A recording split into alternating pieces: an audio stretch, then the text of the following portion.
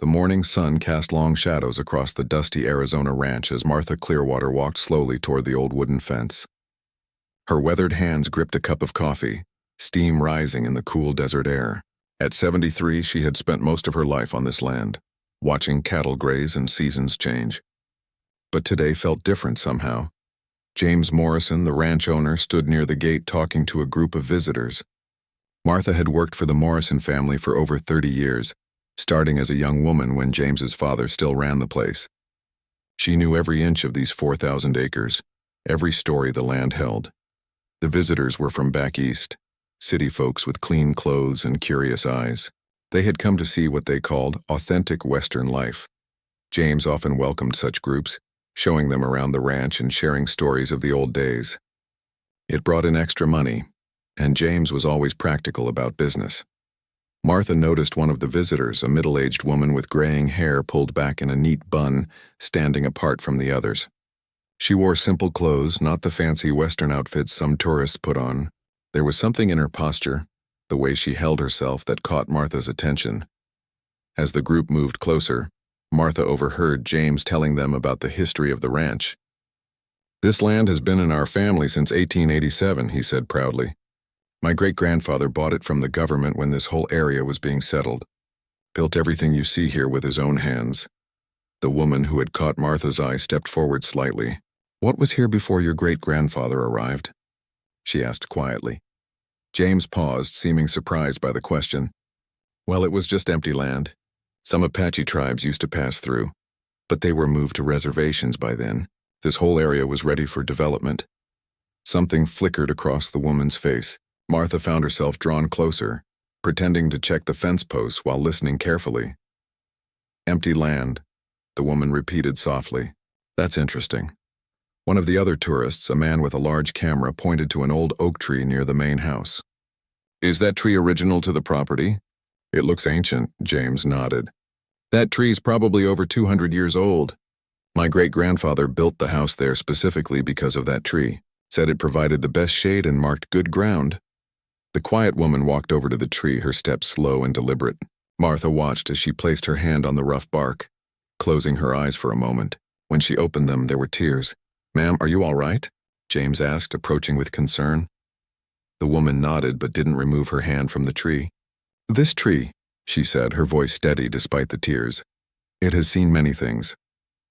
Martha felt something stir in her chest, an old recognition she couldn't quite name. She had always felt connected to this land, but seeing the stranger's reaction to the tree awakened something deeper. The tour continued, with James leading the group to the barn and the old bunkhouse. He told stories of cattle drives and harsh winters, of building a life from nothing in the unforgiving desert. The tourists asked questions about ranch work and took pictures of everything. But Martha kept watching the quiet woman, who had introduced herself simply as Elena. She moved differently than the others, her eyes taking in details they missed. When James pointed out old fence posts, Elena noticed the stones that had been carefully stacked nearby. When he showed them the creek bed, she saw patterns in the rocks that others walked past. During lunch, served on long tables under the shade of several cottonwood trees, Martha found herself sitting near Elena. The conversation flowed around them, other visitors sharing their own family histories and asking James more questions about ranch life. Elena ate quietly, her attention often drifting to the landscape around them. Martha noticed she seemed particularly interested in a small hill visible in the distance, covered with scattered stones and sparse vegetation. "You seem to know this land," Martha finally said to Elena. Elena looked at her with dark eyes that seemed much older than her face. "Land remembers everything," she replied. "Even when people try to forget." Martha felt a chill despite the warm afternoon. "What do you mean?" Before Elena could answer, James stood up to address the group. "After lunch, we'll head over to the old mining area. There's some interesting rock formations there, and you might find some pretty stones to take home." Elena's fork clattered against her plate. "Mining area?" she asked. "Yeah, there was some small-scale mining here in the early 1900s. Nothing big, but my grandfather tried to find silver for a few years. Didn't amount to much, but left some interesting holes in the ground." Elena was quiet for the rest of the meal. When the group prepared to visit the mining site, she asked if she could stay behind and rest in the shade. James agreed. suggesting she might enjoy sitting by the creek. Martha watched Elena walk toward the water, moving with purpose rather than the casual stroll of someone seeking rest. Something told her to follow, though she couldn't explain why. The creek was low this time of year, more mud than water in most places.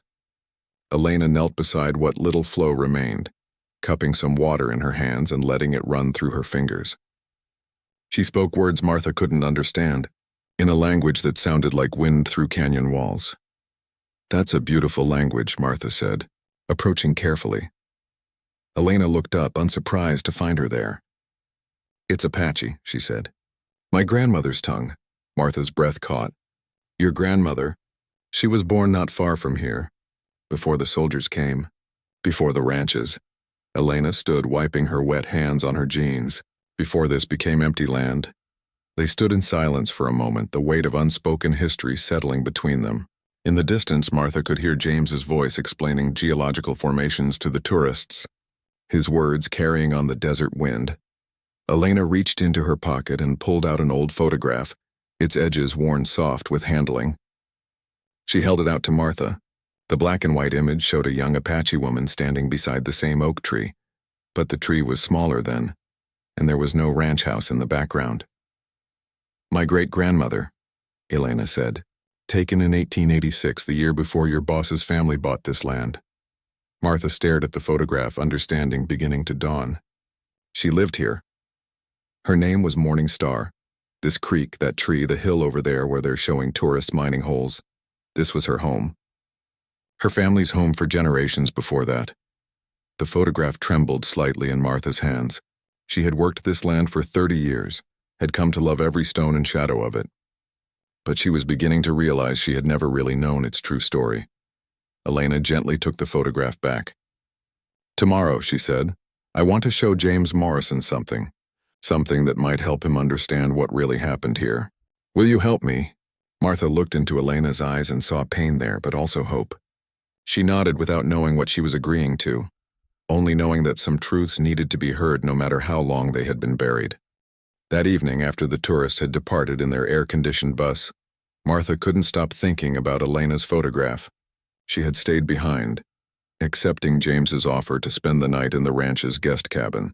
Martha found herself walking the familiar paths of the ranch with new eyes, wondering what stories the land might tell if it could speak.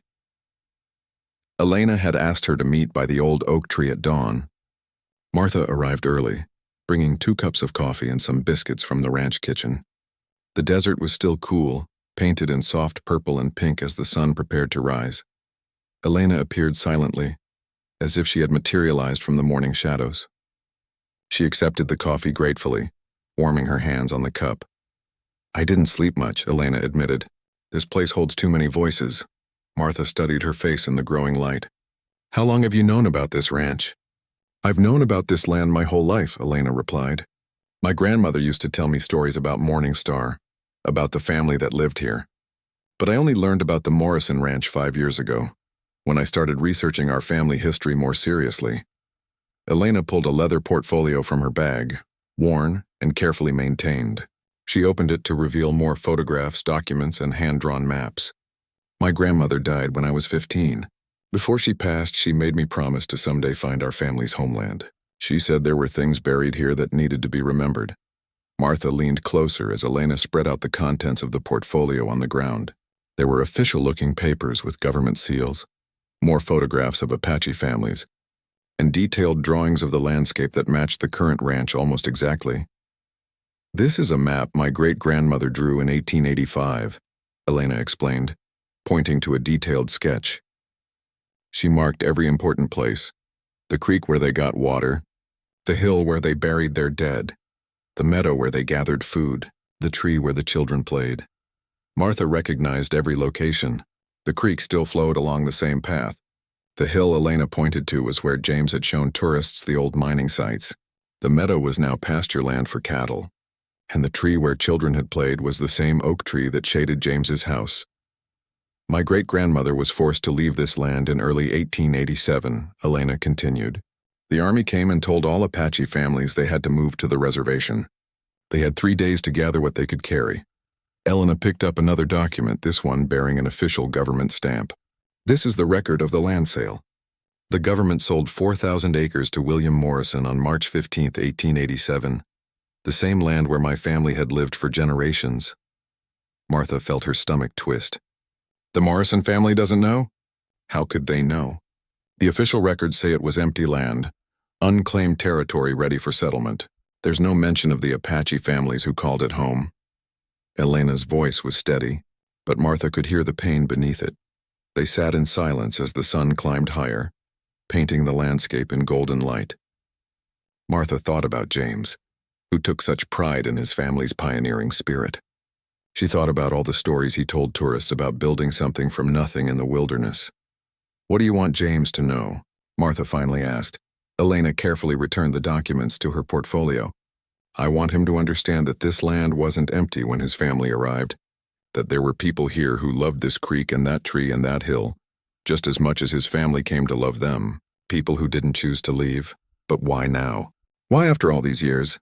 Elena walked over to the oak tree and placed her hand on its bark again, just as she had done the day before. Because my son is getting married next month. He wants to know about his heritage, about where he comes from, and I realized I can't tell him about his ancestors without seeing this place, without honoring what happened here. Martha joined her under the tree's spreading branches. What did your grandmother tell you about this place?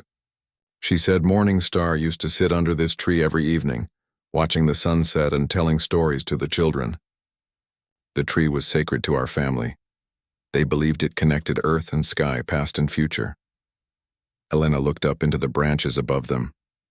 When the soldiers came to take them away, Morning Star carved something into this tree, a message for any of her descendants who might someday return. Martha's eyes widened. It's still here? I don't know. That's what I hope to find out. Elena circled the massive trunk slowly, running her hands over the rough bark. Trees grow and change.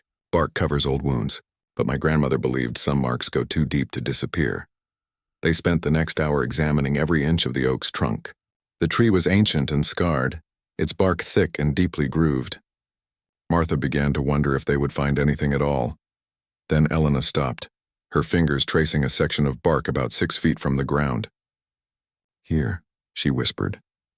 Martha moved closer and saw what Elena's sensitive touch had discovered. Beneath decades of new growth, barely visible unless you knew where to look, were deliberate marks carved into the wood. Not the casual scratches of animals or weather, but careful, intentional cuts that formed symbols. Can you read it? Martha asked. Elena nodded, tears beginning to form in her eyes. It's Apache. It says, "Here lived Morning Star and her children. We will return." The words hung in the desert air between them. Martha felt something break open in her chest, an understanding that went deeper than facts or history. This tree, this land, this place she had called home for 30 years, it had been home to others first. There's more, Elena said softly, pointing to additional marks. Numbers, a date, and something else. She traced the symbols carefully with her finger, translating as she read. March 10th, 1887, 5 days before the land sale. And this symbol here, it means remember. Martha sank down to sit among the oak's massive roots, overwhelmed by the weight of this discovery. James needs to know about this. Yes, Elena agreed. But there's something else I need to show him first. Something that will help him understand why this matters, not just for my family, but for his family too. Elena opened her portfolio again and pulled out a manila envelope marked with her grandmother's handwriting. Inside was a single sheet of paper, yellowed with age, covered in careful cursive script.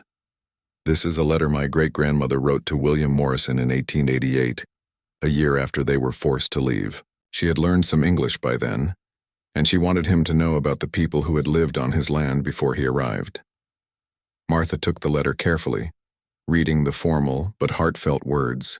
Morning Star had written about the creek that never ran dry, about the oak tree where generations of children had played, about the hill where her ancestors were buried.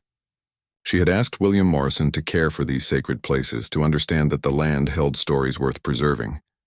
Did she ever send it? Martha asked. We don't know.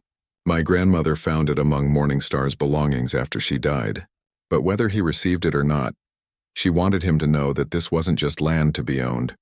It was a place where people had lived and loved and died, where families had grown and stories had been told around evening fires. Elena took the letter back, holding it gently. I want to give this to James Morrison. Not to make him feel guilty about what his ancestors did, they were just trying to build a life, same as anyone. But so we can finally complete the conversation my great-grandmother started 135 years ago. Martha stood up, brushing dust from her jeans. When do you want to talk to him? This afternoon, if he's willing. I know he's a good man, I saw that yesterday. And I think he'll want to know the truth, even if it's difficult to hear. As they walked back toward the ranch house, Martha felt the weight of history around them. Every step they took had been taken by Morningstar and her family.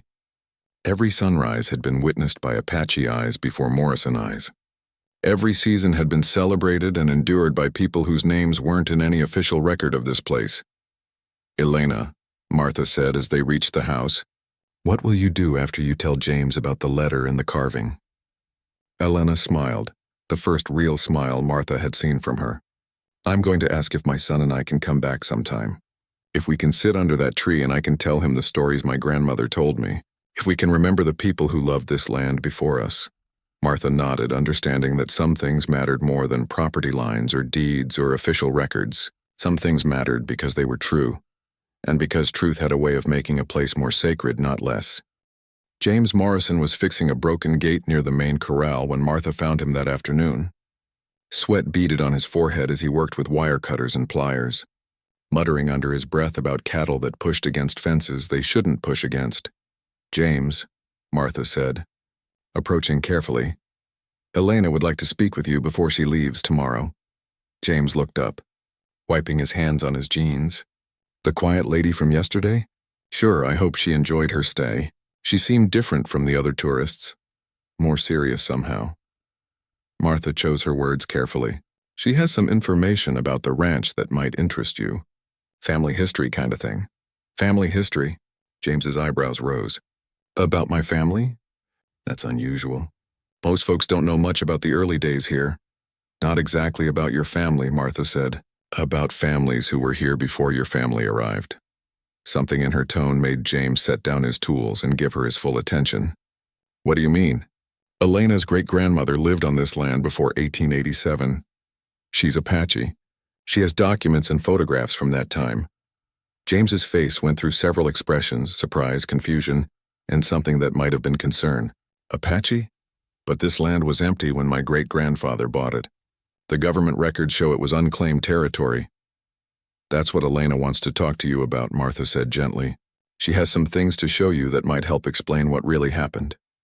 James looked out across his land, his gaze settling on the distant hills.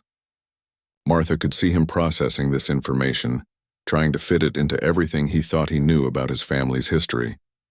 All right, he said finally. I'll meet with her. But Martha, if this is some kind of legal thing, if someone's trying to make a claim on this land, it's not about that, Martha assured him. She's not trying to take anything from you.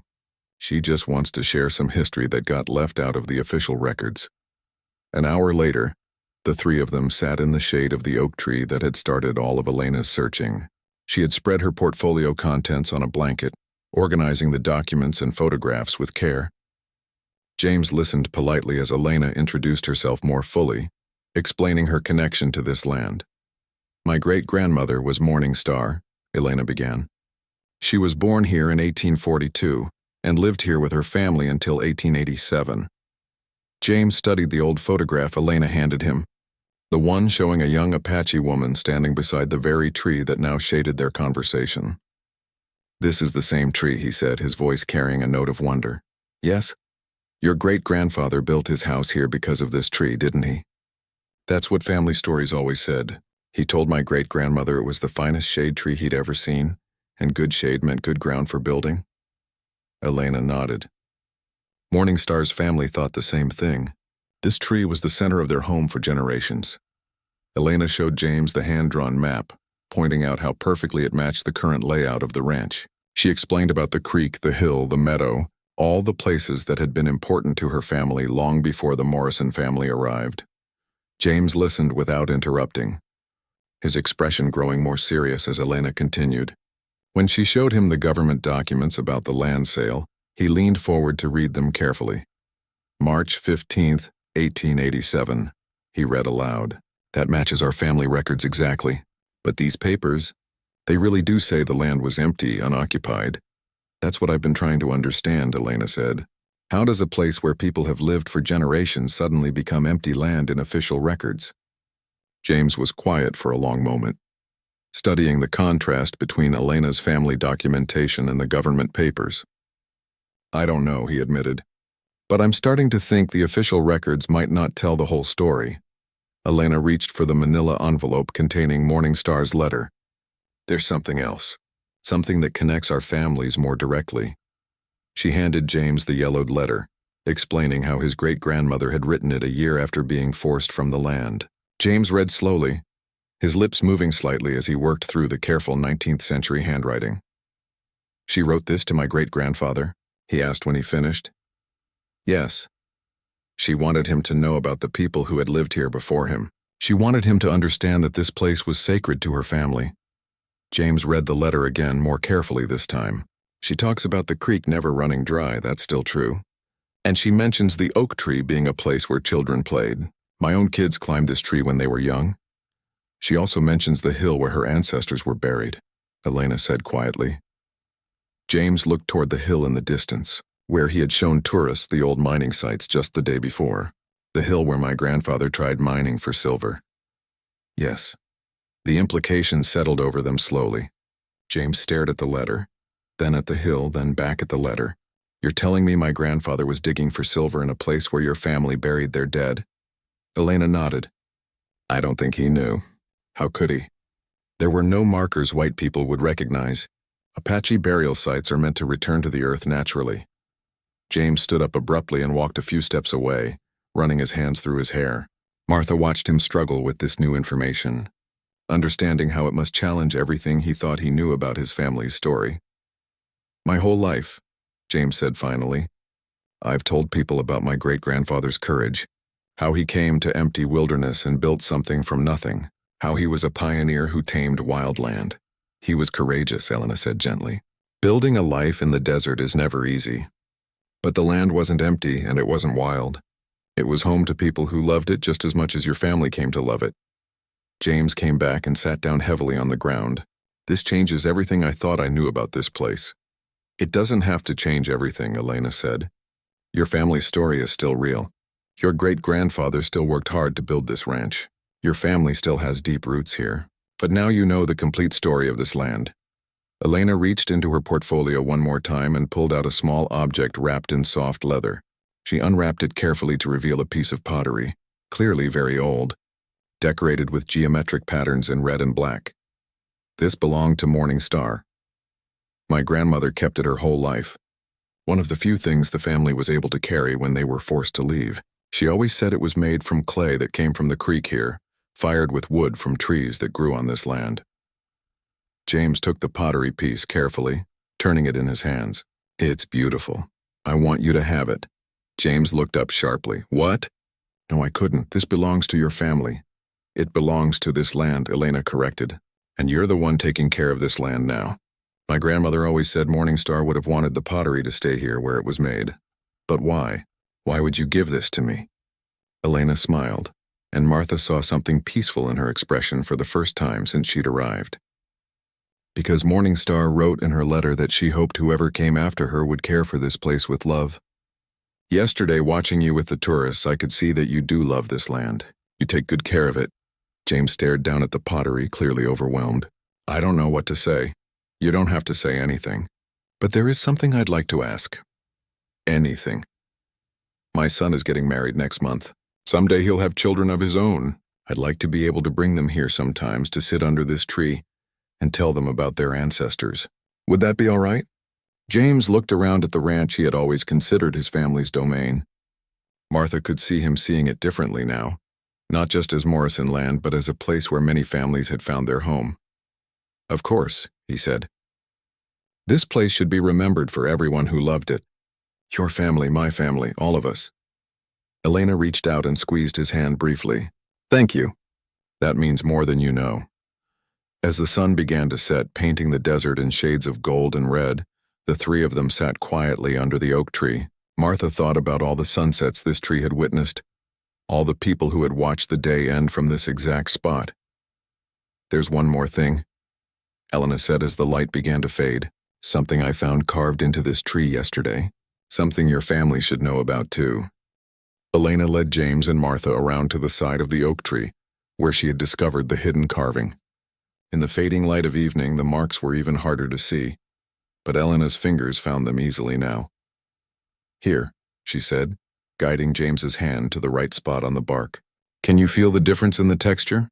James ran his fingers over the area Elena indicated, his brow furrowed in concentration. There's something there. It feels deliberate, like someone carved something but it's been grown over. My great-grandmother carved this message 5 days before your great-grandfather bought this land. She wanted to leave something for her descendants, in case any of them ever found their way back here. Elena translated the Apache symbols again, her voice soft in the desert evening. Here lived Morning Star and her children. We will return. James traced the hidden carving with his finger, trying to feel the shapes of letters from a language he didn't understand. She knew she was leaving forever, didn't she? She hoped it wouldn't be forever. That's why she carved, "We will return." Elena's voice carried the weight of generations of hoping. It took 135 years, but here we are. Martha watched James's face as he processed this discovery. She had seen him emotional before, when his father died, when his first grandson was born, when drought threatened the ranch. But this was different. This was the expression of a man whose understanding of his place in the world was fundamentally shifting. What does this mean for us? James asked. For the ranch, for my family? It means this land has an even richer history than you knew, Elena replied. It means the tree that gives your house shade was sacred to my family long before your family arrived. It means the stories you tell about this place can be even fuller, even more true. As full darkness settled over the ranch, they made their way back to the house. James invited Elena to stay for dinner, and Martha found herself helping prepare a meal that felt more like a ceremony than a simple supper. They ate by lamplight on the porch, the conversation flowing between practical ranch matters and deeper questions about history and memory. I keep thinking about that mining, James said during a lull in the conversation. My grandfather spent 3 years digging on that hill. Family stories always made it sound like he was just unlucky, couldn't find the silver he was looking for. But now you know he was digging in the wrong place for the wrong thing, Elena finished gently. Exactly. He was looking for silver in a place that was already precious for completely different reasons. Elena nodded. My grandmother used to say that white people and Apache people looked for different kinds of treasure. Both kinds mattered, but they didn't always understand each other's wealth. After dinner, Elena excused herself to make some phone calls. Martha helped James clear the dishes, both of them moving quietly through familiar motions while processing the day's revelations. Martha, James said as they worked, how long have you known about this? I only learned yesterday, same as you.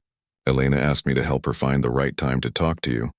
What do you think I should do with this information? Martha considered the question carefully. I think you should do what you've always done.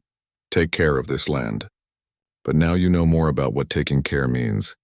The next morning brought a surprise none of them had expected. Elena emerged from the guest cabin carrying not just her own bags, but a large wrapped bundle she hadn't had the day before. I called my son last night, she explained, and told him about yesterday. He drove down from Phoenix this morning. He wanted to meet you. A young man approached from the direction of the road carrying what appeared to be additional packages. He was clearly Elena's son.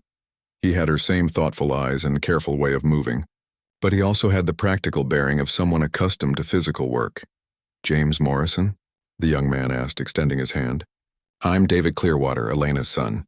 I wanted to thank you for welcoming my mother here, for listening to our family's story. James shook David's hand, studying his face. Clearwater, that's your family name? It's the name Morningstar's family took when they were moved to the reservation.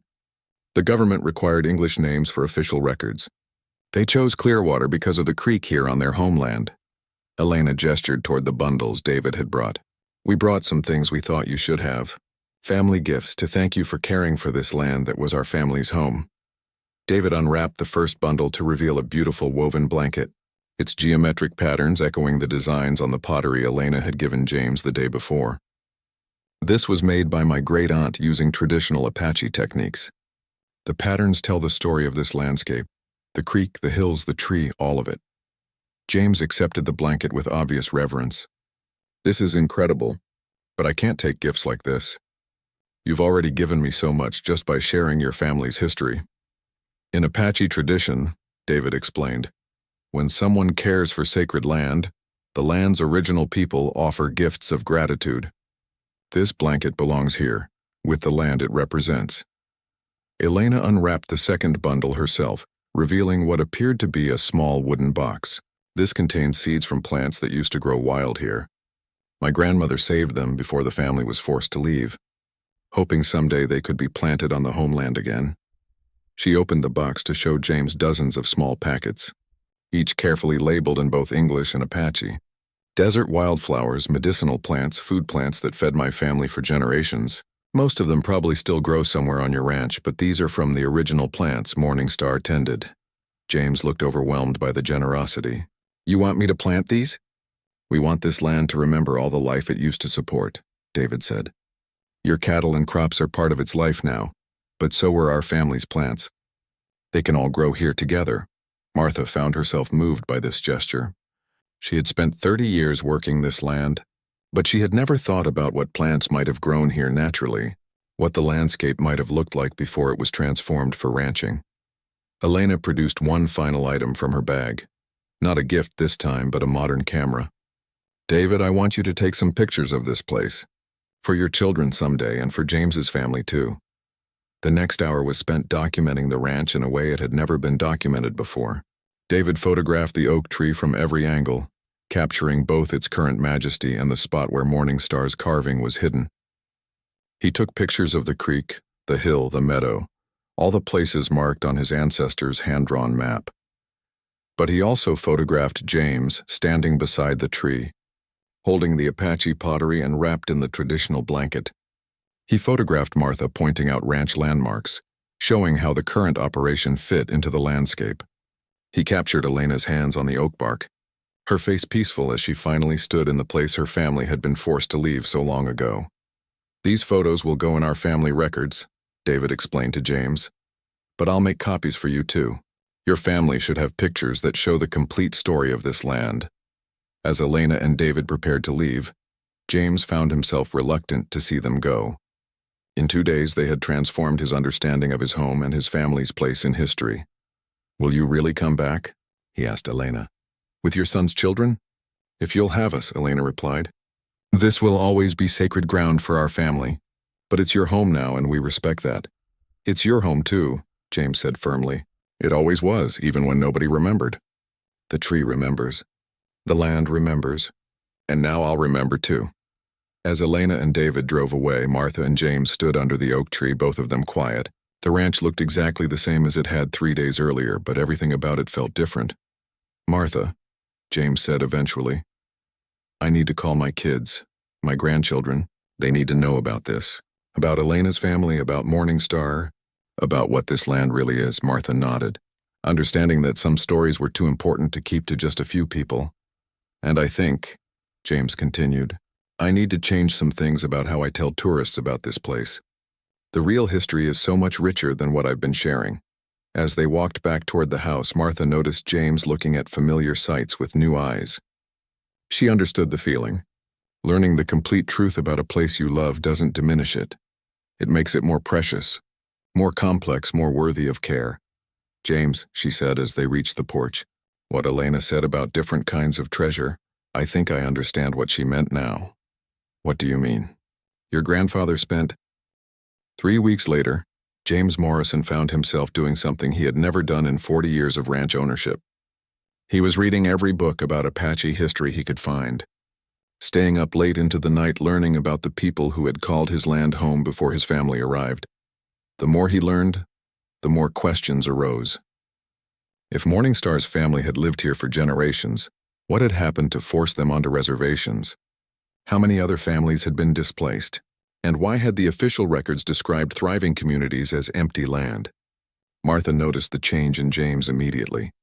He moved through his daily ranch work with the same efficiency as always, but she caught him pausing in places he had never paused before.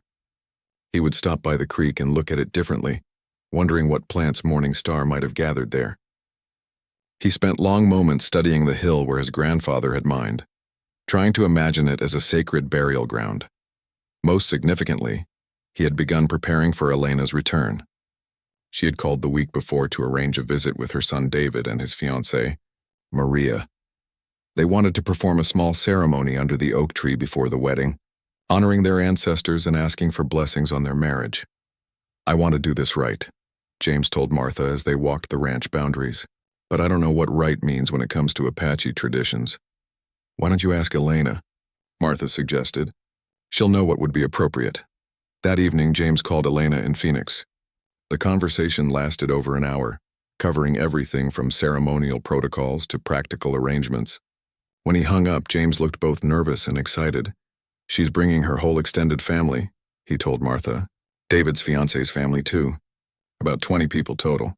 They want to have a traditional blessing ceremony, and then Elena wants to plant some of those seeds she brought, the ones from her grandmother's plants." "That sounds wonderful," Martha said. "What can we do to help?" Elena asked if we could clear a small area near the creek for the seed planting, somewhere that won't interfere with ranch operations but where the plants can grow naturally. James paused, looking thoughtful.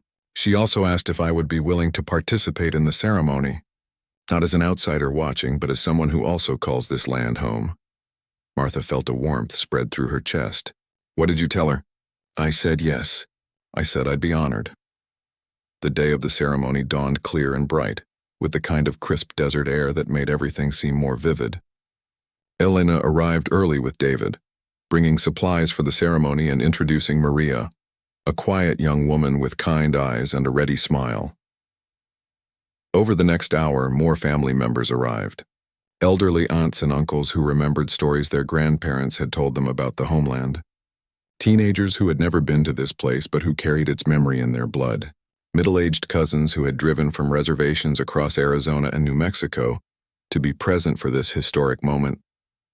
Elena introduced James and Martha to each family member, explaining how they had welcomed her and listened to Morningstar's story.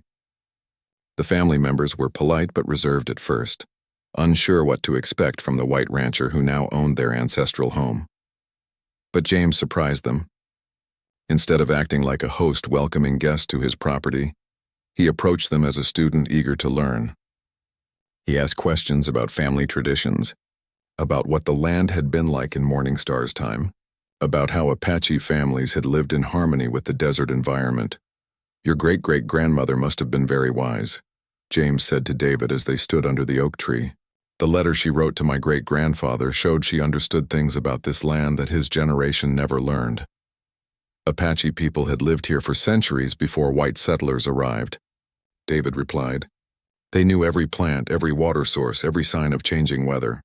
They knew how to take care of the land so it could take care of them."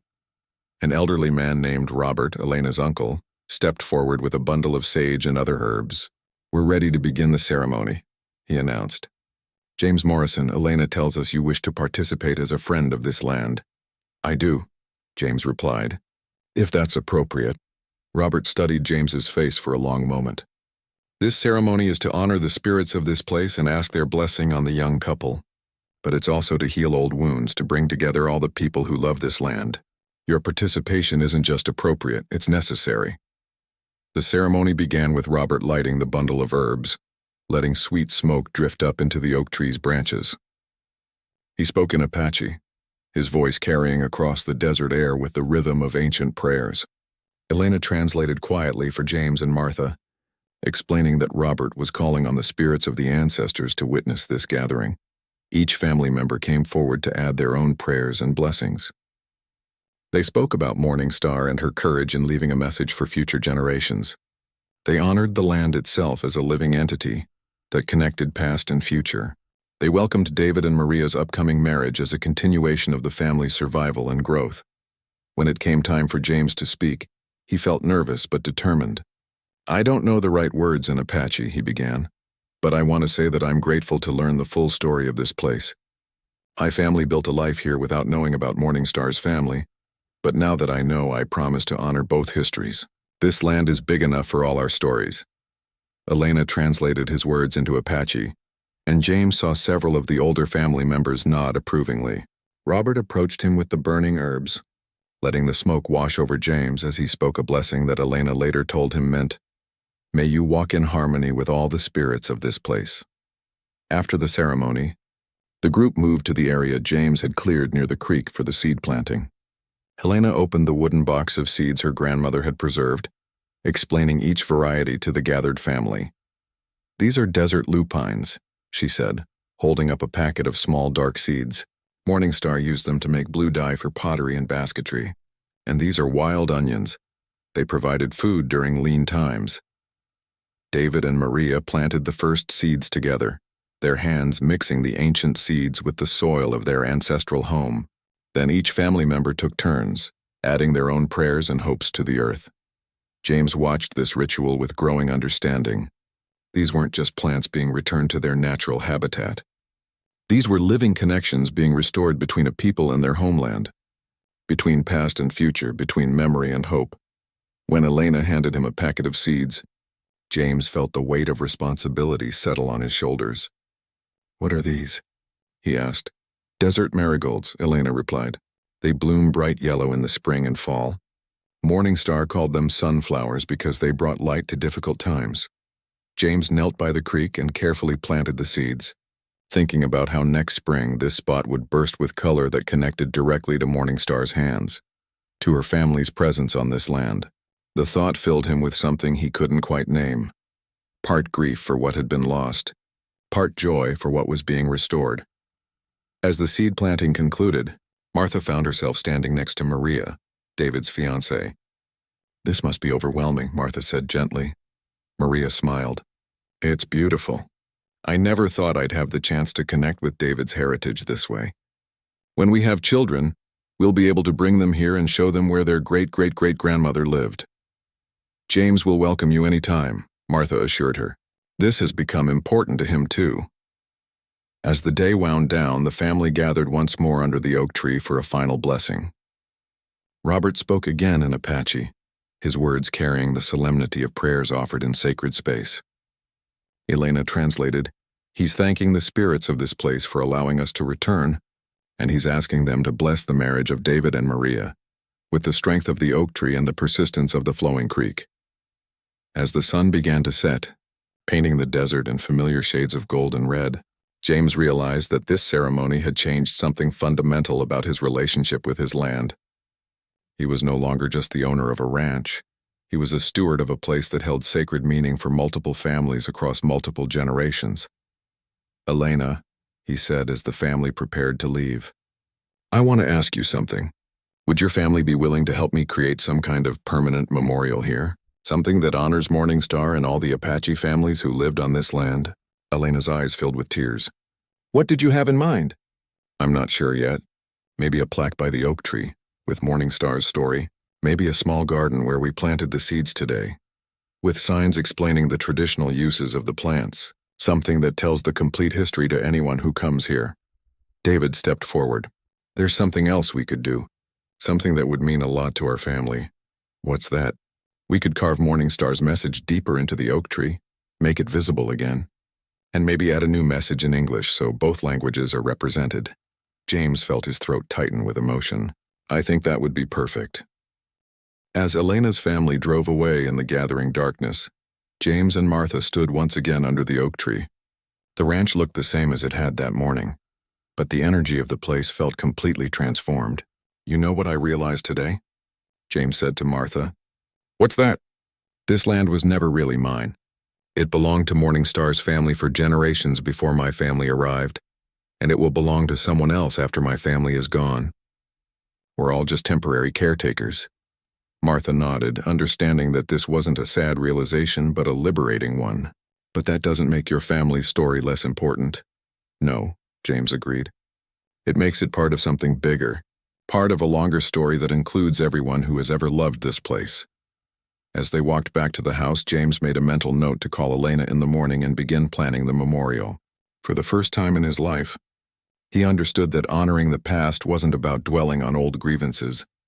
It was about creating a foundation strong enough to support a better future. 6 months after the ceremony, the Morrison Ranch had become a different kind of place. Word had spread through the Apache community about James's willingness to acknowledge and honor the land's original inhabitants.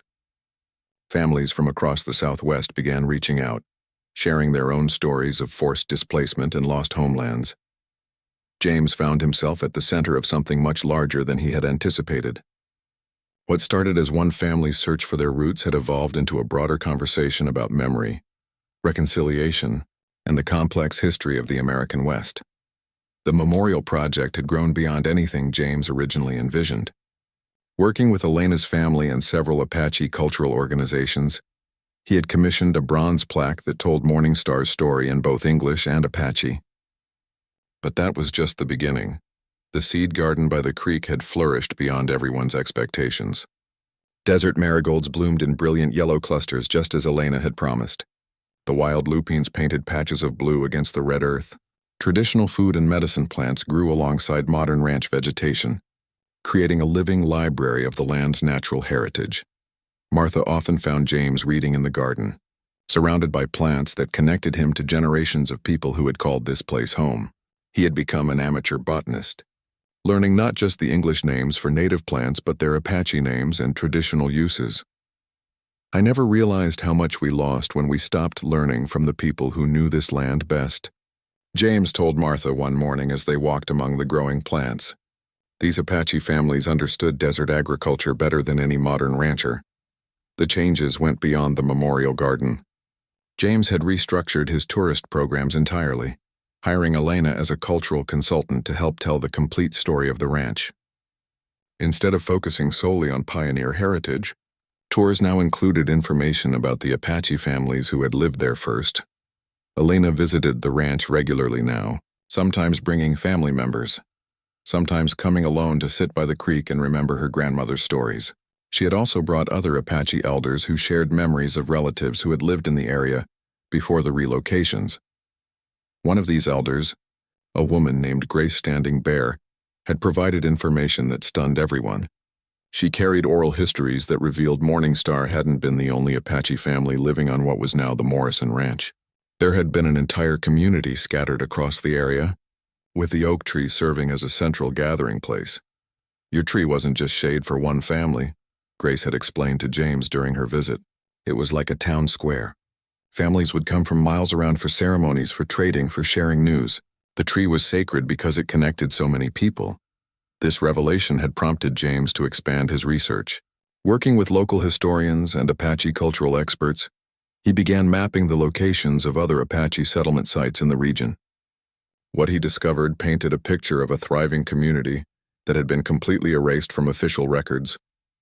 The emotional weight of these discoveries had been challenging for James.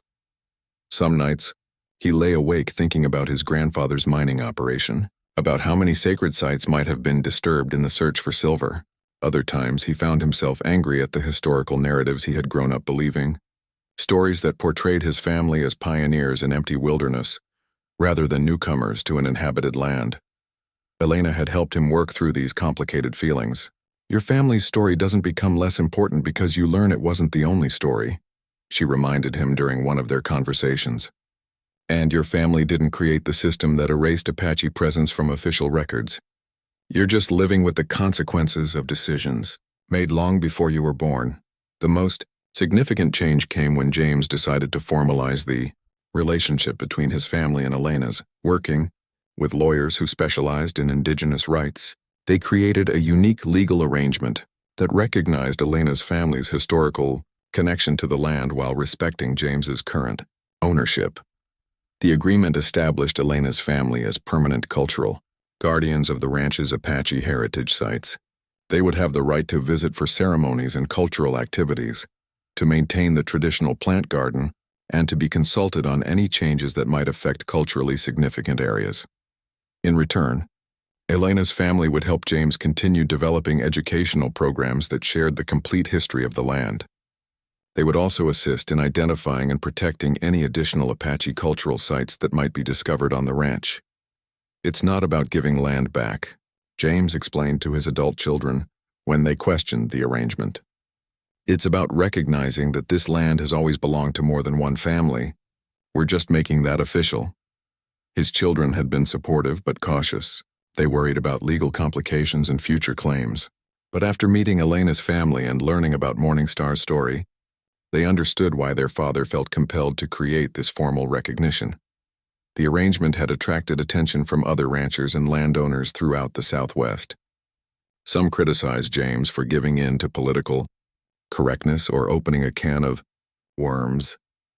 Others expressed genuine interest in learning whether Apache families had historical connections to their own properties. Elena found herself fielding calls from families across the region who were searching for their own ancestral homelands. The success of her reconnection with the Morrison Ranch had inspired other Apache people to begin their own research, leading to discoveries of forgotten settlement sites throughout Arizona and New Mexico. "What you started here has given hope to so many families," Elena told James during one of her visits. "For over a century, we were told our ancestral homes were lost forever. Now people are realizing that the land remembers, even when official records forget." The most moving development came when David and Maria announced they were expecting their first child.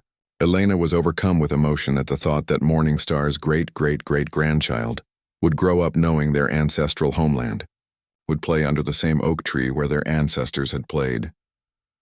5 generations, Elena said to James as they sat under the tree where it all began. "It took 5 generations for our family to come home." James had been thinking about generations too. His own grandchildren visited the ranch regularly, and he now told them stories that included both Morrison and Apache family histories.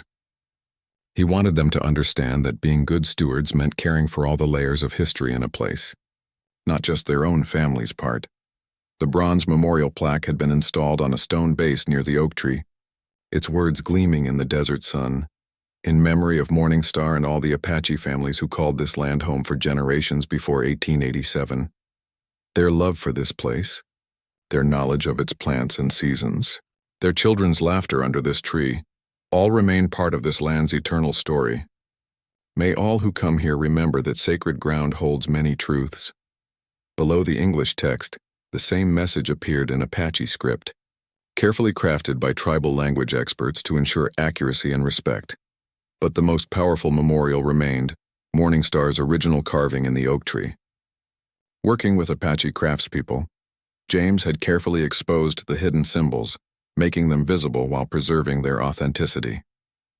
Next to Morningstar's words, "Here lived Morningstar and her children. We will return," they had added a new carving in English. "Here all families who love this land find welcome."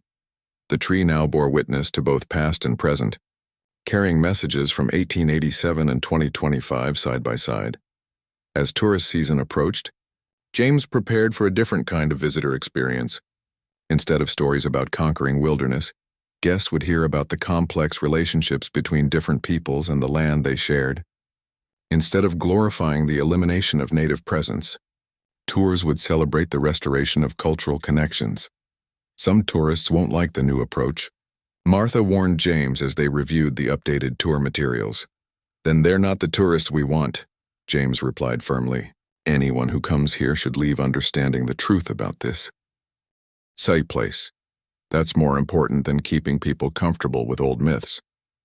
Elena had suggested bringing in Apache storytellers for special events, sharing traditional tales under the oak tree, where such stories had been told for generations. She also proposed seasonal ceremonies that would mark the planting and harvesting times according to Apache traditions, creating new rituals that honored both old wisdom and current realities. "The land wants to be remembered completely," Elena explained. "Not just as Apache homeland, not just as Morrison Ranch, but as a place where different peoples have learned to live together with respect." As James watched the memorial garden bloom for the second time, he reflected on how dramatically his understanding of his place in history had changed. A year ago, he had been the proud owner of a successful ranch with a simple family story. Now he was the co-steward of sacred ground with a complex heritage that stretched back centuries and forward into an uncertain but hopeful future. The transformation hadn't been easy. There had been moments of grief for lost innocence, anger at historical deceptions, and fear about legal and financial implications. But there had also been moments of profound connection, deep learning, and unexpected friendship. Most importantly, there had been the growing certainty that this was the right path forward, Not because it was easy or profitable or politically expedient, but because it was true.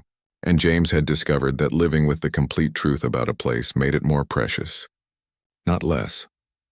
2 years after Elena first arrived at the Morrison Ranch, she stood once again under the oak tree that had started everything. But this time she wasn't alone with painful questions about her family's lost homeland. This time she was surrounded by 3 generations of her family, celebrating the first birthday of David and Maria's daughter, Star.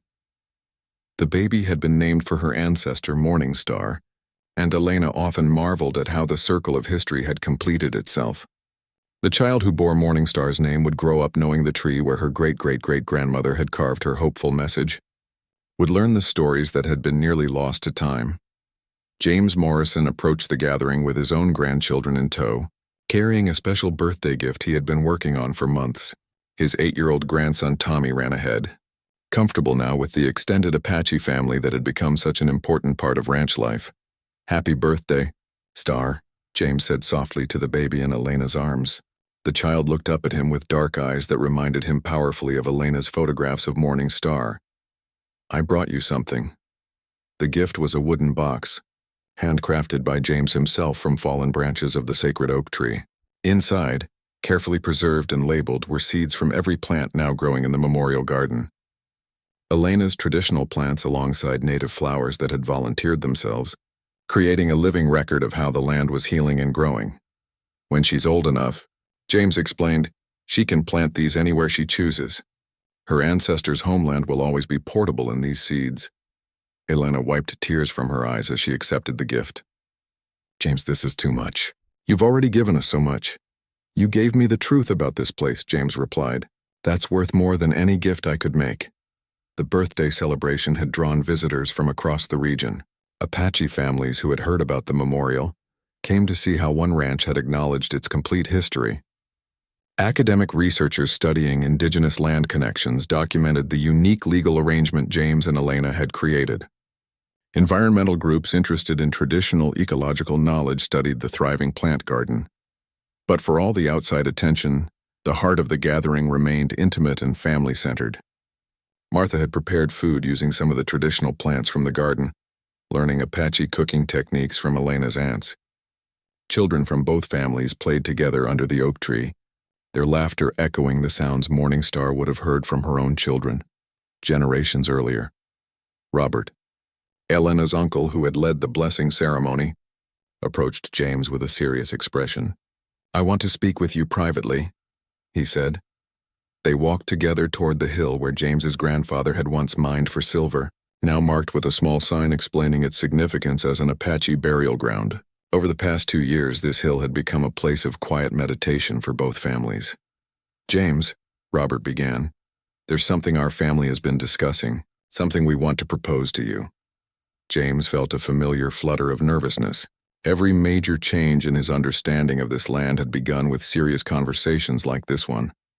"The success of what you've done here," Robert continued, "it's inspired other Apache families to search for their own ancestral homelands.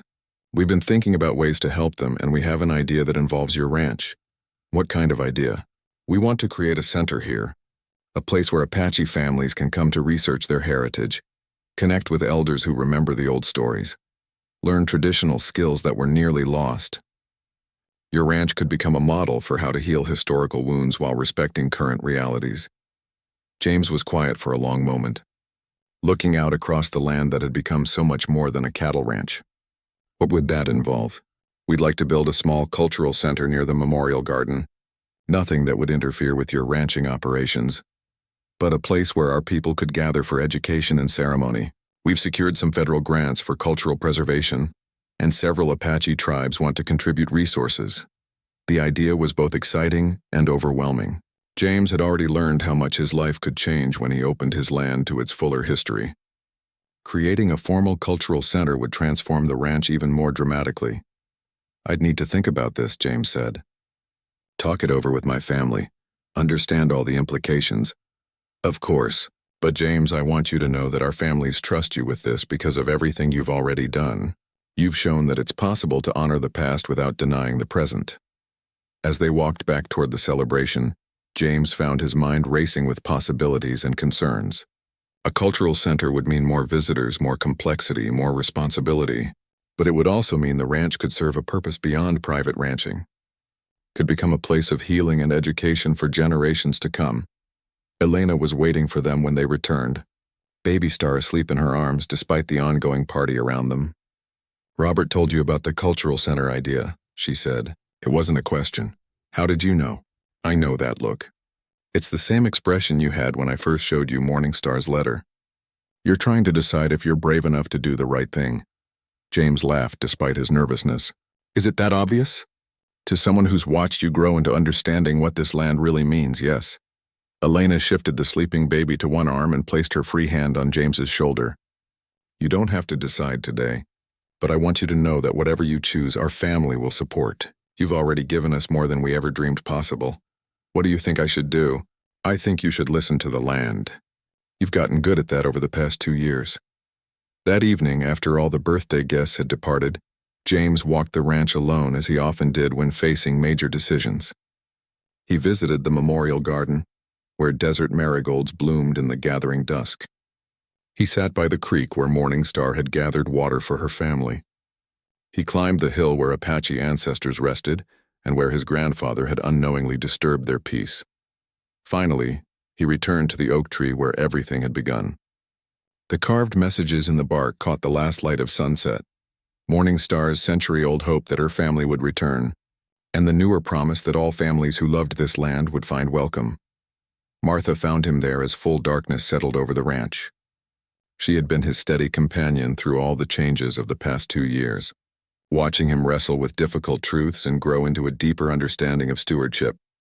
"Thinking about the cultural center?" she asked, settling down beside him among the oak's massive roots. "Among other things.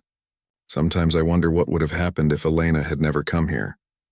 If I had lived my whole life without knowing about Morningstar."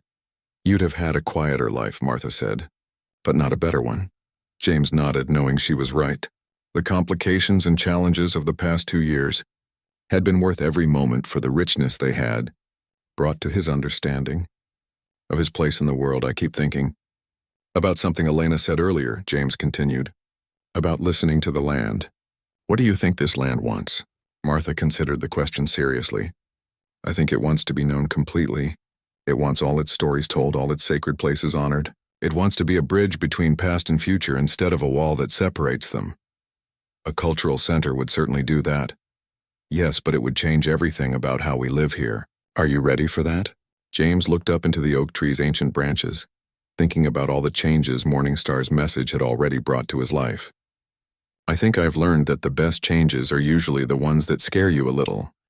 3 months later, ground was broken for the Desert Heritage Cultural Center on a site carefully chosen to complement, rather than compete with the ranch's operations. The building would be small but beautiful, constructed using both traditional Apache techniques and modern sustainable practices. Elena's son David had taken a leave of absence from his job in Phoenix to oversee the project, bringing his young family to live temporarily on the ranch while construction proceeded. Star's first words would be spoken in the place where her ancestor had left her message of hope, where different peoples were learning to share the same sacred ground. The cultural center would offer classes in traditional Apache arts, language preservation programs, and research assistance for families seeking their ancestral homelands. But it would also provide educational programs for non-Apache visitors, helping them understand the complex history of the American West and the ongoing presence of indigenous peoples. James had insisted that the center also tell the Morrison family story, showing how different peoples could acknowledge difficult histories while building respectful relationships. The goal wasn't to erase anyone's heritage, but to create space for complete truth. As construction began, James often found himself standing under the oak tree, watching Apache craftspeople work alongside local contractors to build something entirely new, yet deeply rooted in ancient wisdom. The sight filled him with a satisfaction he had never experienced during any of his previous ranch improvements. Martha approached him one morning as he watched David directing the installation of traditional wooden beams. "No regrets?" she asked. "None," James replied without hesitation. "This feels like what the land has been waiting for all along."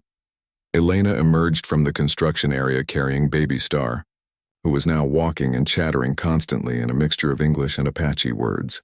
The child had become the unofficial mascot of the building project, charming workers from both cultures with her fearless curiosity. "James," Elena called out. "David wants to show you something they found while digging the foundation."